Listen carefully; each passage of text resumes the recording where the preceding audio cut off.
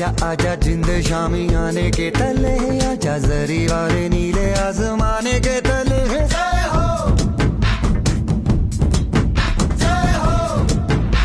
असून एक मंत्र म्हणूया असं आहे की विरोधकांकडे लक्ष देण्यापेक्षा आम्ही आमच्या कामावरती लक्ष केंद्रित केलेलं आहे. त्यामुळे विरोधक कोणी आहे की नाही याकडे प्रामाणिकपणे माझं स्वतःचे लक्ष नेहमी.